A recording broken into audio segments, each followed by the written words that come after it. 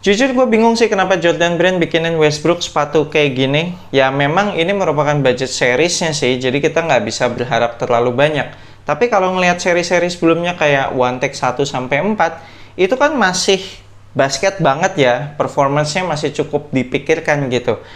Yang One Take 5 ini tiba-tiba kayak lompat arahnya lebih pengen ke casual. Meskipun secara performance sepatu ini sih nggak sampai ada yang jelek sih, tapi juga nggak sampai ada yang spesial juga. Pokoknya sebagai sepatu basket bisa dibilang ini sepatu basket yang standar-standar aja.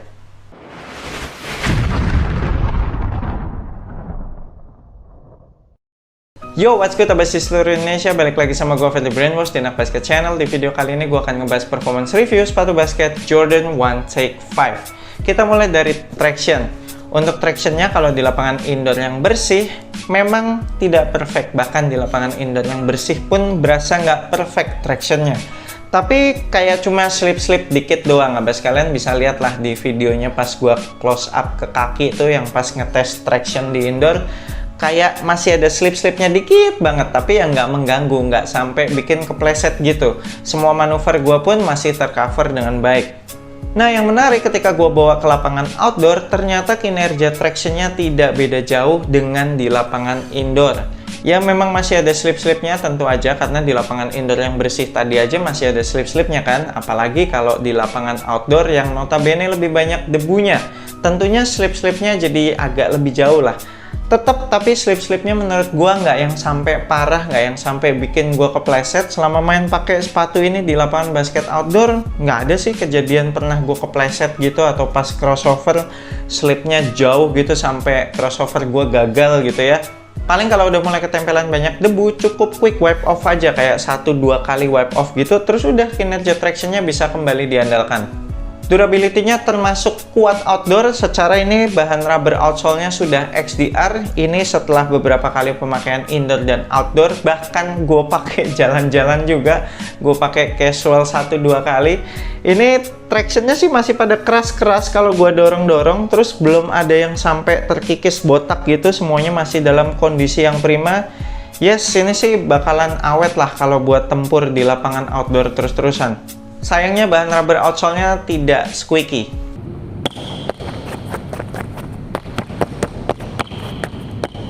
Heel to toe transition-nya termasuk smooth, baik bagian heel maupun bagian forefoot dibuat cukup rounded. Kemudian bagian tengah-tengahnya ada cukup banyak yang di cut out, yang kemudian kelihatan shank plate-nya.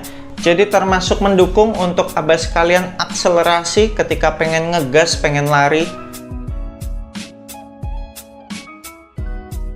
Lanjut ke cushion, agak kecewa sih sama setup cushion di Jordan One Take 5 ini.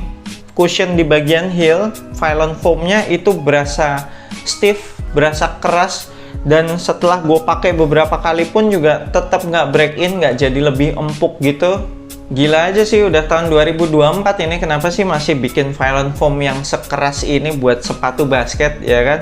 Padahal mereka bisa dengan mudah loh ngasih foam yang lebih empuk, kayak misalkan Nike React, bahkan kayak di Nike Fly by Mid 3 aja yang harganya murah banget, yang cuma 820.000, mereka bisa ngasih cushioning yang jauh lebih empuk dari ini. Kenapa sih mereka nggak mau ngasih cushioning EVA foam atau Phylon foam yang lebih empuk gitu?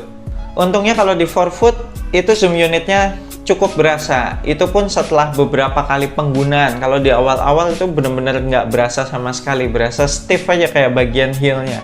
Tapi kalau udah break in, udah ya pemakaian yang keempat lah, itu gue mulai berasa zoomnya tuh enak tuh, berasa ada di forefoot, berasa mentul-mentul. Jadi secara keseluruhan ini setup cushioningnya bukan cushioning yang empuk, nggak ada soft-softnya sama sekali. Ini lebih ke bouncy dan responsif. Secara core feel juga masih terhitung dapat, masih berasa napak tanah. Jadi buat dipakai bermanuver termasuk cocok lah sepatu ini. Tapi kalau nyari impact protection jelas nggak bakal ketemu di sepatu ini. Tapi ya kalau gue dikasih pilihan antara sepatu ini atau Puma Scoot Zeros yang kemarin udah gue review nih, gue akan pilih ini sih. Karena cushioningnya sedikit lebih enak lah, lebih baik daripada Puma Scoot Zeros yang kemarin gua review.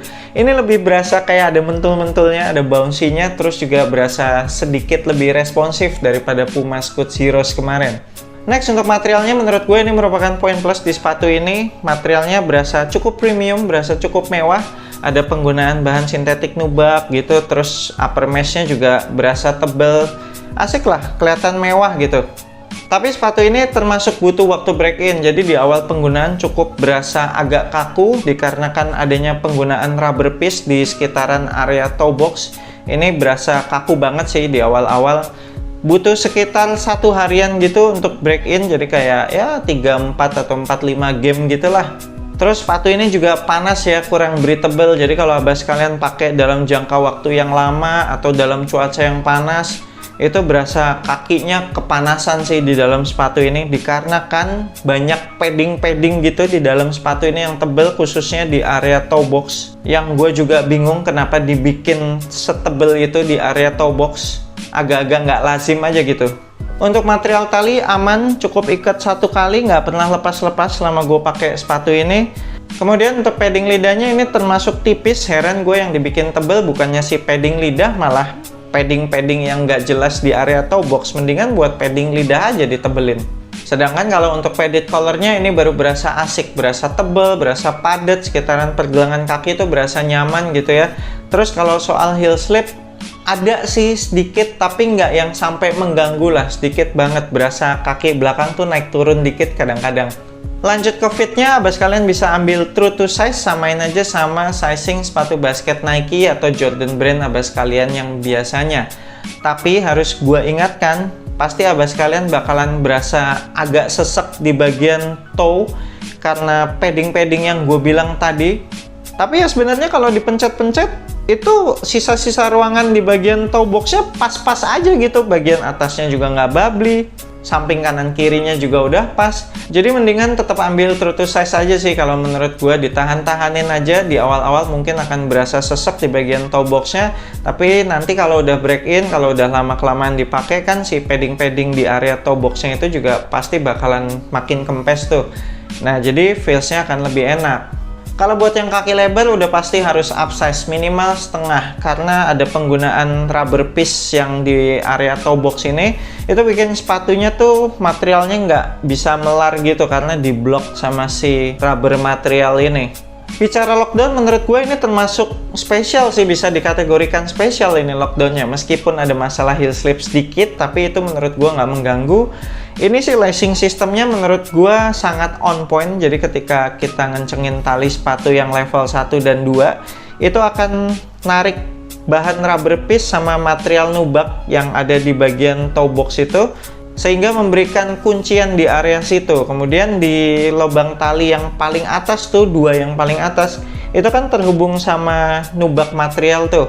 Jadi ketika dikencengin, ketika diikat, itu juga si nubak materialnya akan narik sekitaran pergelangan kaki. Jadi pergelangan kaki kita tuh langsung berasa kepeluk. Mantap sih, jadi kaki kita di dalam sepatu ini nggak bisa bergerak kemana-mana gitu. Terakhir untuk supportnya nggak ada masalah sama sekali. Kalau untuk supportnya, untuk support bagian depan ada overlap outsole, kemudian ada rubber material yang di sekitaran area toe box itu juga ngasih support ke bagian depan. Lagi pula material mesh uppernya juga berasa tebel, berasa ngasih support juga. Kemudian untuk support bagian samping atau lateral masih kena si material rubber piece tadi, terus ada material synthetic leather juga. Kemudian ada overlap outsole yang warna merah ini sekaligus berfungsi sebagai outrigger. Base-nya sepatu ini juga termasuk lebar, jadi sangat amat stabil ketika kita mendarat habis lompat atau ketika melakukan berbagai manuver.